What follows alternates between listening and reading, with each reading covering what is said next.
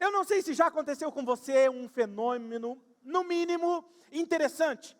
Já aconteceu de você estar ouvindo uma música em inglês ou em uma outra língua, geralmente em inglês, e você acha ela muito bonita, você curte o ritmo dela, você acha ela interessante, você gosta do ritmo, mas você não está entendendo nada do que está sendo falado. E aí você começa a dançar, já aconteceu isso com você, mais ou menos como esse vídeo.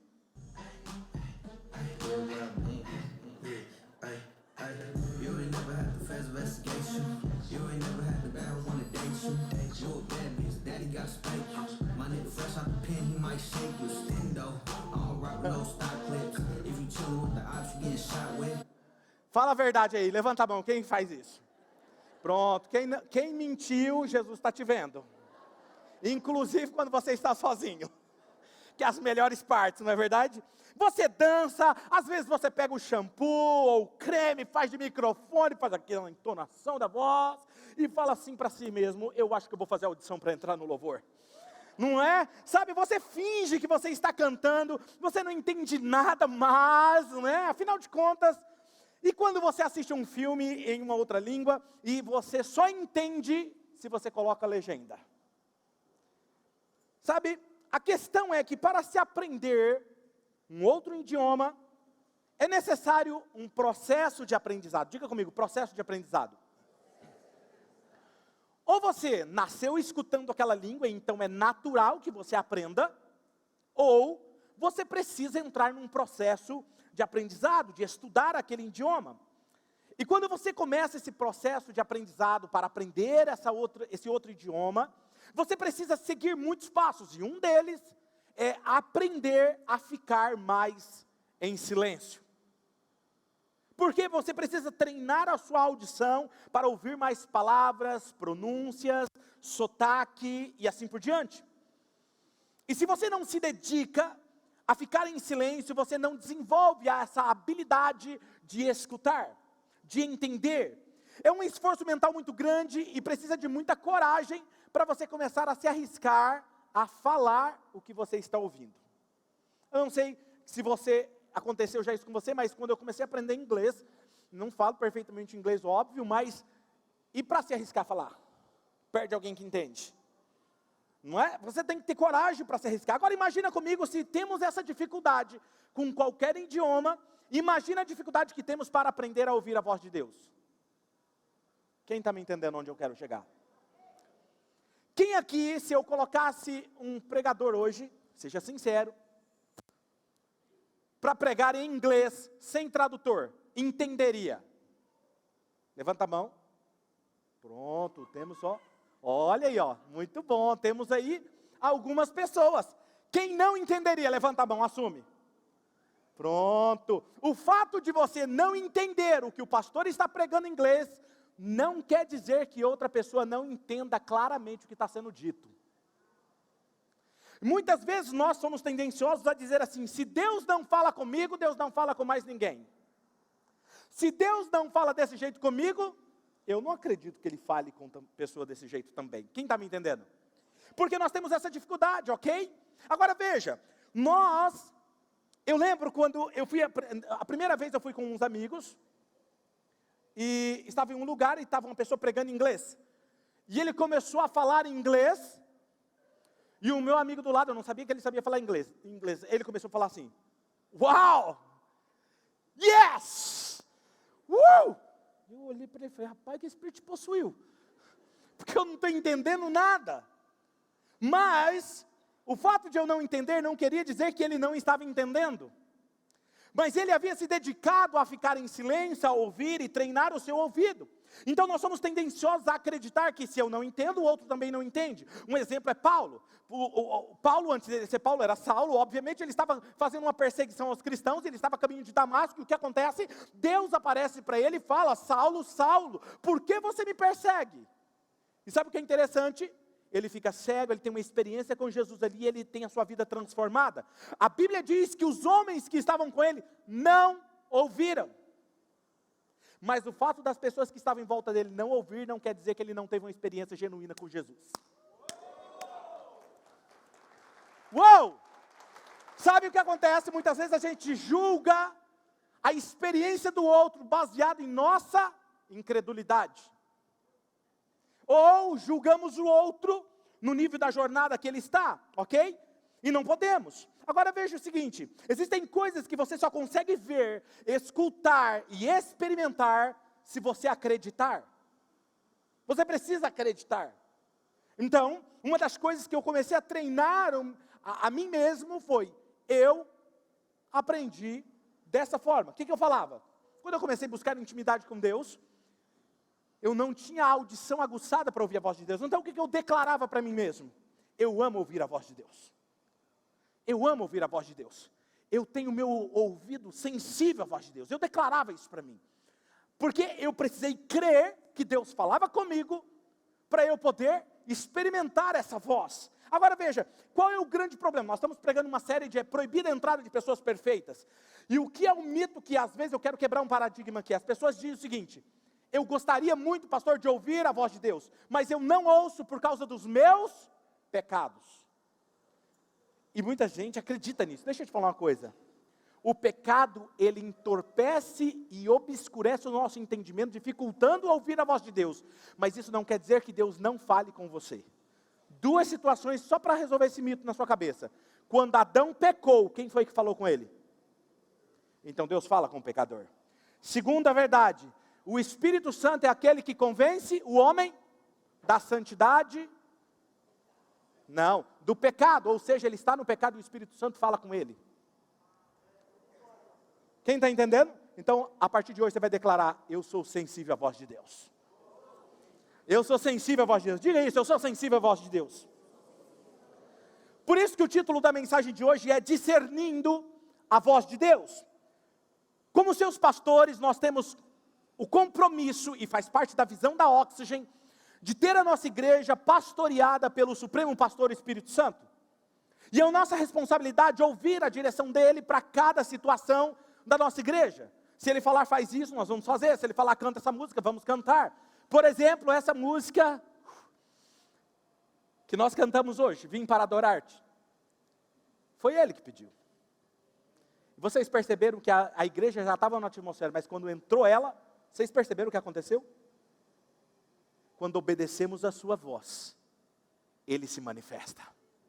Quem está entendendo? Está preparado o que vai acontecer aqui hoje? Agora, a pergunta é, pastor, como discernir a sua voz? Como saber quando é ele falando? Por isso eu quero compartilhar algumas coisas com você que eu aprendi na minha caminhada com ele. Abra o seu aplicativo na versão da Bíblia que você preferir, ok? Em Atos capítulo 13, versículo 1 ao versículo 3. Que diz assim, na igreja de Antioquia havia profetas, mestres, ou seja, não era qualquer um que estava ali naquela igreja. Era profetas e mestres. Barnabé, Simeão, chamado Níger, Lúcio de Cirene, Manaém, que foi criado com Herodes o tetrarca e Saulo. Ou seja, preste atenção no que está acontecendo aqui. Se essas pessoas não fossem conhecidas, eles não citariam o nome. Na igreja de Antioquia, eles eram conhecidos como mestres e profetas. Pega esse detalhe. E aí ele diz o seguinte, enquanto eles adoravam o Senhor e jejuavam, disse quem? Não foi o pastor, foi o Supremo Pastor. Disse o Espírito Santo, separem-me Barnabé e Saulo para a obra que eu os tenho chamado. Assim, depois deles jejuarem e orar, impuseram-lhe as mãos e os enviaram. A primeira coisa que eu quero ensinar hoje para vocês é que ele fala no silêncio da alma. O que eu quero dizer com isso? Ele fala no silêncio da alma. Atos capítulo 13, versículo 2 diz, enquanto eles adoravam o Senhor e jejuavam, disse o Espírito Santo. Não era enquanto eles estavam fazendo outra coisa. E uma das primeiras lições que eu aprendi é que a nossa alma precisa estar em silêncio para ouvir a voz de Deus. Muitas pessoas falam, pastor, como eu ouço a voz de Deus? Eu quero ouvir, eu quero saber discernir, porque às vezes a gente acha que Deus só quer falar conosco relacionado a coisas espirituais, mas Ele quer falar sobre tudo na nossa vida. Até a roupa que você veste, até a comida que você come. Às vezes você está comendo demais, Ele vai falar, come de menos. Hã? O meu filho não faz esse caminho não. Ou ele fala, vai para a academia, você está precisando. Vou contar rapidamente uma história aqui. Tinha um pastor, que ele estava aprendendo a ouvir a voz de Deus. E um dia ele estava orando e o Espírito Santo disse para ele assim, levanta, coloca uma roupa de agasalho, de moletom, e sai para andar. E ele obedeceu, foi lá, trocou a roupa, saiu para andar. E aí chegou numa rocha perto da casa dele, tinha um monte, ele chegou assim e falou assim, agora para aqui nessa rocha, empurra essa rocha. Ele parou e começou. Empurra, força. E o Espírito Santo mandando ele fazer isso. Todos os dias o Espírito Santo falava, levanta, faz isso. Depois ele descobriu que esse exercício físico o livrou de um problema sério que ele tinha de saúde. Muitas vezes quando Deus fala algo para você, você não entende. Quando você não entende, não quer dizer que você não tenha que obedecer. Se é Deus que está falando e você tem certeza, obedeça.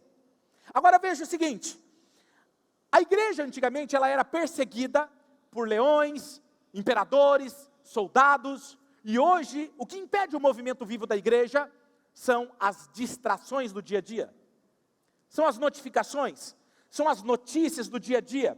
Sabe, é a agitação do dia a dia com esse barulho externo que deixa-nos inquietos. Por exemplo, uma das coisas que eu não posso fazer quando eu estou tendo uma DR, que é uma discussão de relacionamento com a Mari, eu não posso pegar o celular enquanto ela estiver falando e olhar, fazer pim e olhar no celular. Se eu fizer isso, eu vou ter um problema sério. Ela vai falar o quê? O que é de mais importante do que eu estou falando? É assim ou não é? Tem algum marido fazendo isso? Vamos lá que agora eu vou dar uma palavra para você. Se com as pessoas, elas odeiam quando elas estão falando algo sério, e você fica com o olho no celular e não presta atenção, quanto mais Deus que está falando com você e você fica de olho onde não deve ficar. Agora pode dizer, fala Deus.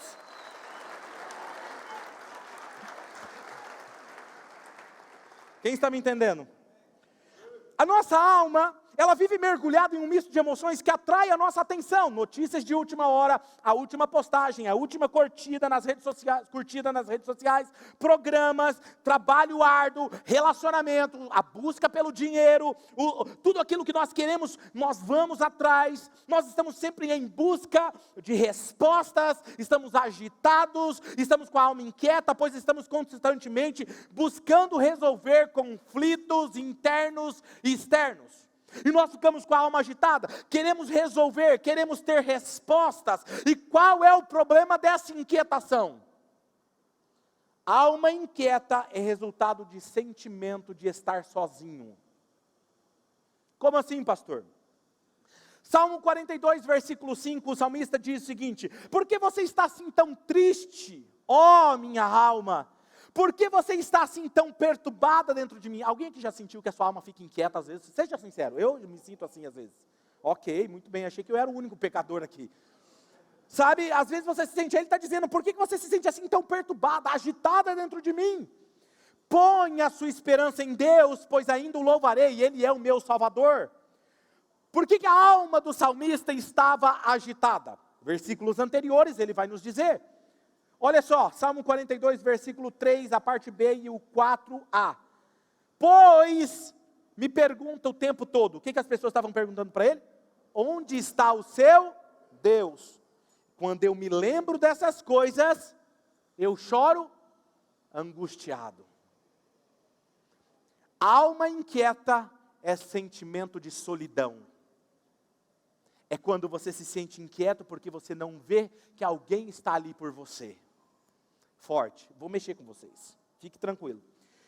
O salmista está falando isso, e coloque a sua esperança em Deus. Ou seja, volte o seu olhar para Deus, porque se você continuar assim, a alma será o seu fim. E quando nós estamos com a alma inquieta, sabe qual é a vontade que nós temos muitas vezes? De abrir a geladeira, pegar um pote de sorvete, sentar, e só quando vê o fundo dele, a gente fica mais calmo. Aí você fala, não, eu preciso de mais, eu acho que eu preciso, não é de sorvete, é de pizza. Aí eu vou ligar e vou pedir uma pizza. Não é assim? Às vezes, ou até há outras pessoas que elas são mais sofisticadas. Falam assim, eu preciso ir para o shopping. As irmãs sentem aquela vontade interna de comprar aquela bolsa, aquele sapato. Eu preciso disso. Ou eu preciso pintar o meu cabelo. Eu preciso fazer uma maquiagem para me sentir melhor. Enquanto na verdade o que você precisa é de que Deus esteja perto de você. Tem alguém me entendendo aqui hoje? Uma alma agitada, ela é incapaz de ouvir a voz do seu Criador, porque a agitação é fruto da insegurança. Isaías capítulo 30, versículo 15 diz o soberano Senhor, o Santo de Israel: no arrependimento e no descanso está a salvação de vocês, na quietude e na confiança está o seu vigor, mas vocês não quiseram. Onde está a sua salvação? Na sua solitude, no seu arrependimento, no seu descanso, na sua confiança. Eu não sei você, mas eu desde muito criança, meus pais mudaram muito de cidade, de casa. E eu estava pensando esses dias, enquanto construía essa mensagem, pensando sobre isso, e eu não me lembro, não me recordo de eu ficar preocupado, que eu ia deixar meus amigos, deixar o bairro, deixar todo mundo que eu conhecia na escola, ir para um novo bairro, se lá ia ter comida, se lá eu ia continuar tendo roupa, se lá eu ia continuar tendo amizades. Por que eu não tinha medo? Porque meu pai e minha mãe estavam comigo. Sentimento de segurança te traz tranquilidade. Quem está me entendendo? Quando você sabe que Deus está com você, você não anda inquieto. Se você está inquieto é porque você não tem certeza que Deus está com você. Você deve estar se perguntando: pastor, mas então como é que eu faço para silenciar a minha alma? Existem algumas formas que você pode talvez se aprofundar nesse assunto, ok? Mas de forma mais profunda, chamada solitude. Pesquise sobre esse assunto. Tem um autor norueguês chamado Erling Cage, que ele é um explorador, advogado, autor e também editor.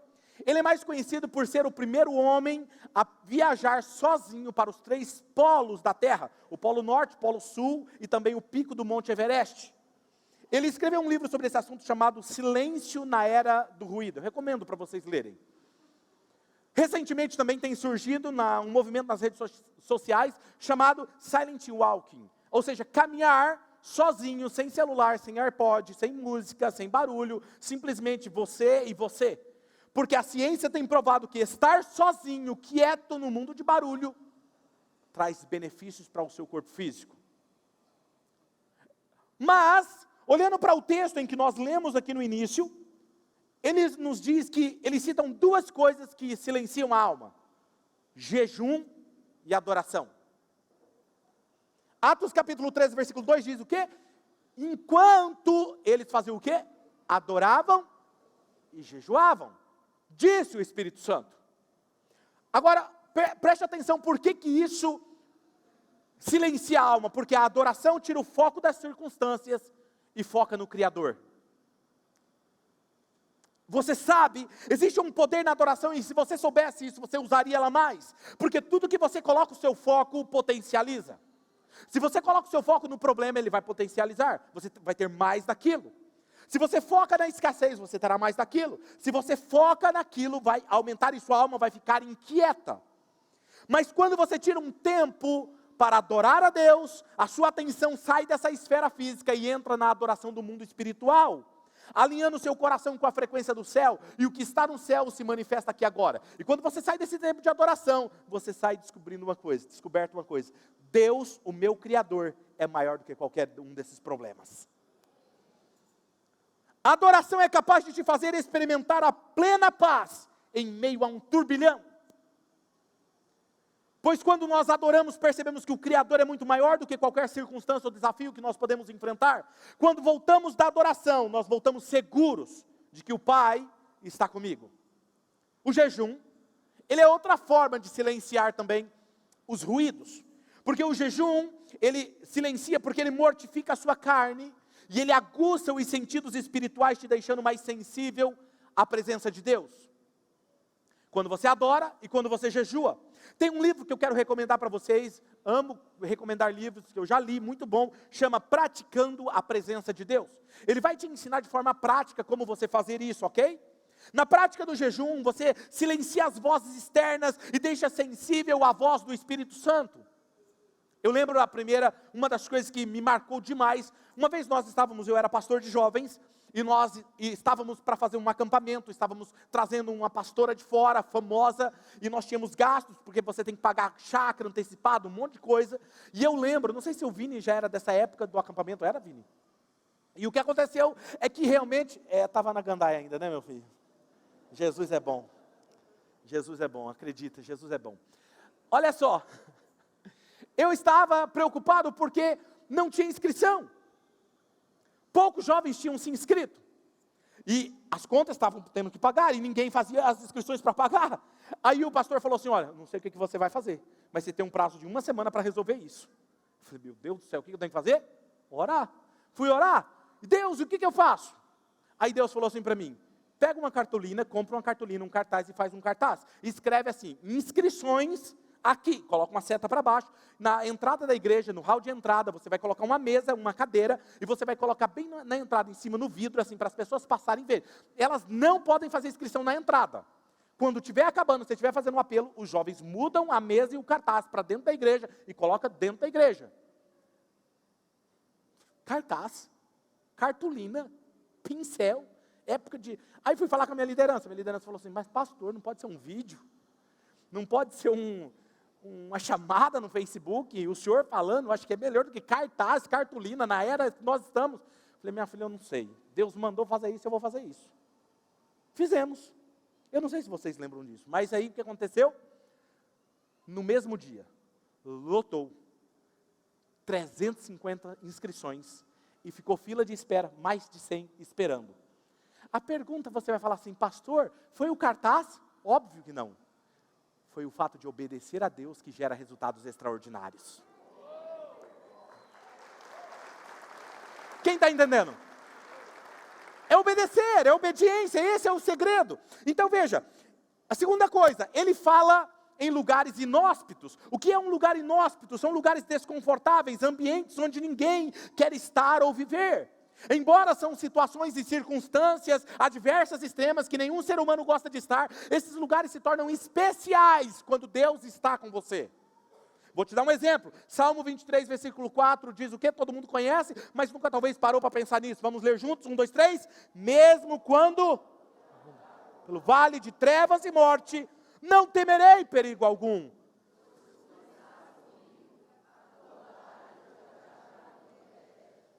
Qual era a certeza do salmista? Ainda que eu passe pelo vale da sombra da morte, tu estás comigo. Segurança traz confiança. Deus está comigo. O teu cajado vai me consolar e vai me guiar. Lugares inóspitos são lugares de situações adversas que tiram as respostas óbvias. Nós não gostamos, é desagradável, mas são nesses lugares que as respostas óbvias não satisfazem a sua alma. É quando as respostas óbvias se vão, que a voz de Deus se estabelece. Quando nós fomos começar a Oxygen, o que eu mais ouvi na época, você é louco, você é doido, vai deixar um ministério desse que você tem, para começar algo do zero, e a voz que eu ouvia, começa. Eu só sabia que eu tinha que começar, e nós não tínhamos prédio. Falei, não tem problema, nós vamos começar, nem que for debaixo de uma árvore. Isso você lembra, né, Vini? Nem que for debaixo de uma árvore, nós vamos começar a Oxygen. Pastores me ligavam e falavam assim, rapaz, você está doido? Não faça isso. Volta. Você tem muito, você tem um futuro brilhante, você está louco. 6 anos depois. Presta atenção. Eu esqueci de um detalhe. Antes de começar a Oxygen, nós estávamos em Londrina, estava pregando lá numa conferência, e ao final eu estava pedindo certeza para Deus, Deus, se o Senhor quer mesmo, eu faço isso. Eu abro mão de tudo que eu estou vivendo para viver o que o Senhor quer, implantar uma igreja. Deus me disse assim, porque você abriu mão do seu Isaac, agora eu posso te dar multidões. Naquele dia, eu fui desligado do antigo ministério, e aí o processo começou. Escuta o que eu estou te falando. Londrina, Deus me falou isso, certo? 6 anos depois, onde sai a primeira semente da Oxygen para plantar uma igreja? Onde houve uma entrega ao nascimento de uma nova semente.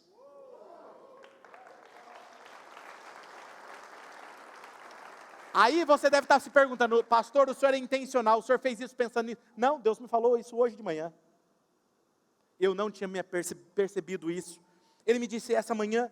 Muitos desses momentos é quando você ouvir a voz de Deus. Não vai fazer nenhum sentido ouvir a voz dele. É você ver o que é seguro desaparecer. Mas descobrir que aquilo que parecia seguro era apenas se contentar com um raso e com o pequeno. Terceira forma que ele fala o próximo passo. Não é verdade que a gente sempre quer o quê? Senhor, me fala o próximo passo. Não, eu já sei que eu tenho que fazer isso, me fala o próximo passo. Muitas vezes nós nos pegamos inquietos e só preciso saber o próximo passo.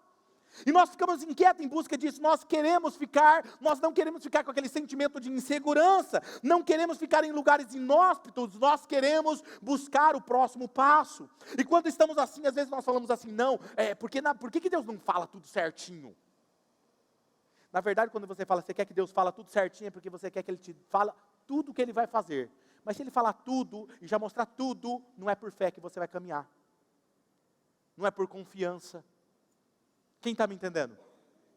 Agora olha isso. Quando nós estamos assim, nós ficamos o quê? Não, porque eu fiquei sabendo de um profeta. Lá. Vai que o profeta dá uma palavra. Aí quando o profeta não ora, você vem para o pastor. Pastor, o senhor pode orar por mim? Aí eu, claro, minha filha. Ou meu filho. Coloca a mão, aí você começa. Fala comigo, Deus. Se Deus não falar, eu não vou falar nada. Mas a gente fica buscando um profeta. A gente quer um conselho, a gente quer buscar uma resposta, porque queremos o próximo passo. Anote isso que eu vou falar agora. O próximo passo seu está na obediência do primeiro passo que Deus te deu. Quando você obedece o que Ele te falou, aí Ele fala, agora você está pronto para o próximo passo. Porque isso é confiança. Isso é certeza de que Ele está com você, porque uma jornada pavimentada pela obediência é garantia de caminhar no sobrenatural. A ausência de obediência é um sinal de que o seu eu ainda está no governo e falta de confiança naquele que te falou. Pense bem, se Deus falar para você fazer algo, por mais maluco que seja, e você não faz, está mostrando confiança? Percebe? Ou você está com uma visão distorcida de Deus, ou você não tem certeza que Deus falou com você. Tem alguém comigo? O que me impede então de obedecer? Insegurança, medo, correr riscos, mexe com a nossa segurança, mexe com aquilo que é certo, porém, tudo que rouba a nossa paz, é exatamente isso que nos impede de confiar na voz do Pai que está nos guiando. É justamente essas inquietações que vai me impedir de ouvir a voz de Deus. Eu lembro que uma vez, no início da Oxygen, nós já tínhamos começado a Oxygen, a casa estava grande, cheia, 2 cultos, 2 reuniões lotadas, e eu tinha um carro, quem aqui conhece a minha história, Deus falou assim, doa o seu carro. É o meu carro, entrega o carro. Eu falei, Senhor, mas é seu, mas o senhor tem certeza disso? Primeiro eu repreendi como o pastor Wesley, achando que era o diabo que estava falando comigo. Falei, tá bom, Senhor. Falei, eu vou ter que falar com a família, porque isso quer dizer, implica em nós andarmos a pé. Chuva, calor. E aí, tá bom, Deus falou, eu falei com a família falou, se Deus falou, pronto. O Hanan, na época, era uma criancinha, falou assim, pai, se o senhor quiser, eu dou meus brinquedos também. Entregamos o carro como oferta. Estávamos pregando um culto sobre generosidade, sobre oferta, sobre dízimos, e entreguei. Levamos, vendemos, pegamos o dinheiro, colocamos na conta da igreja. Obedecemos, e esse período que andávamos a pé, muitos membros aqui lembram disso, eu tirei para orar mais, porque eu tinha que andar a pé. Aí as pessoas, os membros não queriam ver eu andando a pé. Pastor, eu te dou carona. Não, filho, deixa eu ir a pé. Deixa eu ir a pé porque eu quero orar. Foi os tempos que eu mais tive intimidade com Deus. E aí, olha o que aconteceu. Passou o tempo, entrou uma nova diretoria, um dia fazendo um balanço dos anos financeiro da igreja. O nosso tesoureiro financeiro falou assim, pastor, eu preciso te mostrar um negócio, olha isso aqui. Mostrou a planilha. Falou, a igreja entrou numa fase que, no início, vem muita gente e vai muita gente embora. E foi muita gente embora. E os dízimos e as entradas caíram drasticamente. E nós íamos ficar no vermelho. O valor exato do seu carro. Porque o senhor doou. 6 meses depois, foi o suficiente para a igreja pegar voo de novo. Deus sabia lá na frente o que estava acontecendo e trabalhando no meu coração. Quem está me entendendo? Deus é bom, não é? Muitas vezes é isso que Deus faz. Ele quer ensinar o seu coração a confiar nele. Obediência, uma semente de obediência multiplica. E hoje o que acontece? Sabe, já aconteceu de vários membros nossos doarem carros. E ninguém fala, não, é eles que falam, ó, Deus mandou, está aqui o meu carro. Porque uma semente se multiplica aquilo que é feito. Você só conseguirá obedecer quando abrir mão da sua vontade. O quanto você consegue se render, é o quanto você consegue confiar. O quanto você consegue se render, é o quanto você consegue confiar. Só existe rendição quando há uma escolha consciente de abrir mão da sua própria vontade, da sua própria segurança, de se arriscar, sua reputação. Jesus, ele estava em um lugar inóspito, que era o quê? O Getsemane. O momento dele, Deus, passa de mim, Pai, passa de mim esse cálice, se for possível. Mas se não for, seja feita a tua vontade. Não existe governo do céu sem rendição do corpo, da alma e do espírito. Pequenas escolhas conscientes todos os dias atraem o céu para se estabelecer na terra. Por que Jesus experimentava uma paz completa? Por que às vezes a garota estava mal de morte? Jesus parava no meio do caminho para dar atenção para outra pessoa, enquanto outra pessoa estava morta lá, quase morrendo, precisando dele. Ele tinha uma paz. O seu amigo estava doente, ele, não, depois a gente vai lá. Morreu. Ele foi lá ressuscitar. No meio de uma tempestade, ele conseguia dormir no meio de uma tempestade. Por quê? Porque ele tinha uma convicção. Vamos ver? João 8:29. Olha o que diz: aquele que me enviou, ele tinha dúvida? Está comigo. Por quê? Ele não me deixou sozinho. Por quê? Pois sempre faço. Obediência faz Deus estar com você. Você veio buscando uma resposta de Deus. Deus está falando para você, eu já te dei um passo. Obedeça e eu vou estar com você. Lembra o que eu disse no início? Um dos resultados da inquietação é a alma e o sentimento de estar sozinho. Jesus tinha plena convicção de que o Pai estava com ele. E por que ele estava com ele? Porque ele fazia tudo que agradava o Pai. Ou seja, só experimentamos o sopro da sua presença quando as velas da nossa alma estão rendidas e entregues ao governo do Espírito. O medo nos paralisa. O sentimento de estar só nos deixa inquietos. A igreja primitiva experimentou um crescimento, e tudo que experimentou, porque eles estavam submetidos à voz dele, do Espírito Santo. Atos 13:2 diz: enquanto eles adoravam o Senhor e jejuavam, disse o Espírito Santo: separem-me Barnabé e Saulo para a obra que eu os tenho chamado. Só seremos bem-sucedidos enquanto nós estivermos dispostos a abrir mão das nossas próprias vontades para vivermos a vontade de Deus. Pastor, qual é a diferença da minha vontade e da vontade de Deus? As nossas vontades são como gotas tentando mover montanhas, enquanto a vontade de Deus é o próprio oceano dissolvendo rochas e movendo montanhas. A Bíblia fala que a doce voz dele é como uma voz de muitas águas. E Jesus disse: do seu interior fluirão rios de água viva. Ele vai falar dentro de você. É de dentro de você.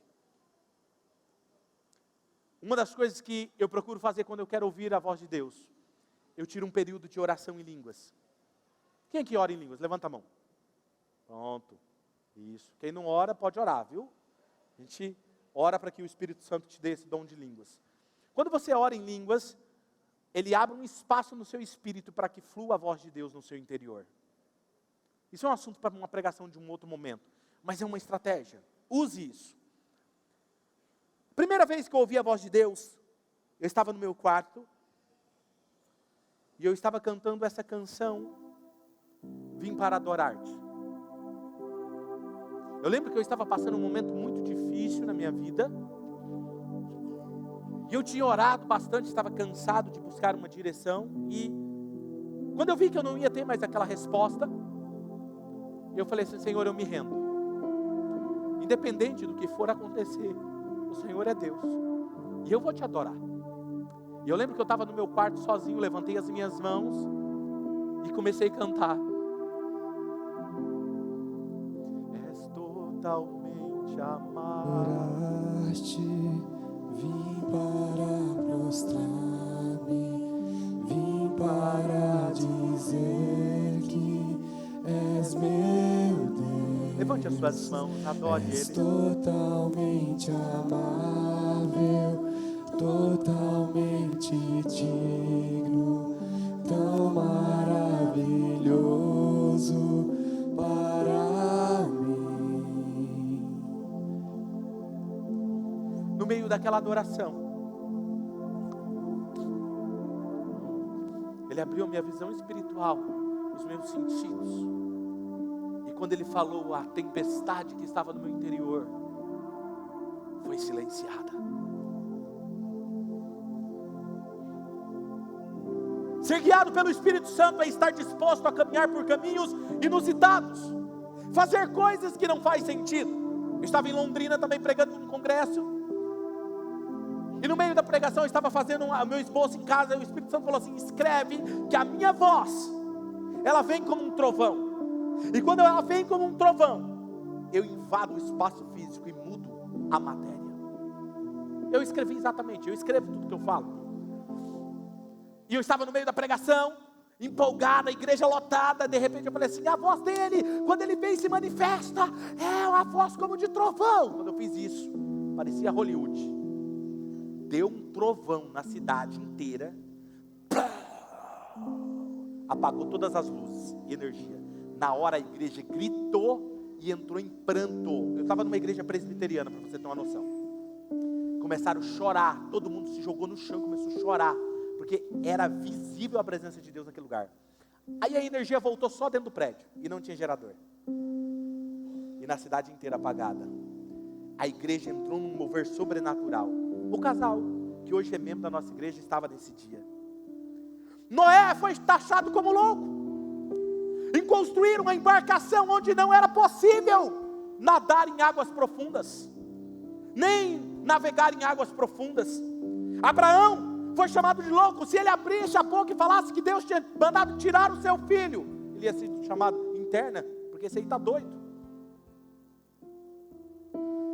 Era sobre o coração dele. Jesus obedeceu o Pai quando ele sabia que ele teria que ir até a cruz, sabendo que mesmo depois da morte, 3 dias depois, a vida eterna o esperava. Enquanto corremos de caminhos inusitados, Deus pavimenta esses caminhos para nós o conhecermos. Às vezes nós não queremos passar por esses caminhos, não é verdade, desconfortáveis, mas são exatamente nesses caminhos que você conhece a Ele de perto. A rainha Esther foi por meio de uma sentença de morte: vamos matar todos os judeus. Ela entrou em jejum, e foi num período como esse que ela conheceu o seu destino. Não espere ouvir a voz de Deus e ser compreendido, mas espere ouvir Deus e colher o inexplicável. 1 ano atrás, Deus me disse: a Oxygen, Claudinei, é como uma embarcação. Eu falei: Senhor, mas não poderia ser um iate? Você já me ouviu brincando falando sobre isso. Ele falou: não, tem que ser uma embarcação a velas, porque onde eu soprar, ela vai. E aí eu disse: Senhor, mas e a vela? Ele falou: a vela é o seu papel de guiar a vela, a direção da vela. Eu falei: pois é, mas isso eu me equivoco. E ele disse assim: você sempre vai guiar na minha direção toda vez que você houver obediência, rendição e confiança. Falei: fechou? Fiz um quadro, coloquei na minha sala para nunca esquecer isso. Algumas semanas depois, ele me disse: diga para a igreja, isso faz 1 ano atrás, para a igreja não ter ciúmes de você. Quem aqui lembra desse dia? Eu não entendi nada. Ele falou: diga isso. Eu disse. 6 meses atrás, Deus me disse: prepara um casal de pastores para estar à frente da Oxygen de Marília, porque você vai cuidar da expansão da Oxygen no mundo. E assim eu obedeci. As próximas semanas, as próximas vezes, vocês vão ver muito o pastor Wesley, pastora Fran à frente dessa igreja, porque eu estou em obediência, obedecendo uma voz do Espírito Santo. Quem não conhece eles, está aí a foto deles. Eles vão estar em reuniões, vão estar pregando, e eu continuo sendo o pastor principal da igreja, óbvio, mas eles estarão aqui à frente. Escute o que eu vou te falar aqui agora. Toda grande entrega é uma semente sendo plantada. O tamanho da entrega revela o tamanho da colheita. Com seus olhos fechados,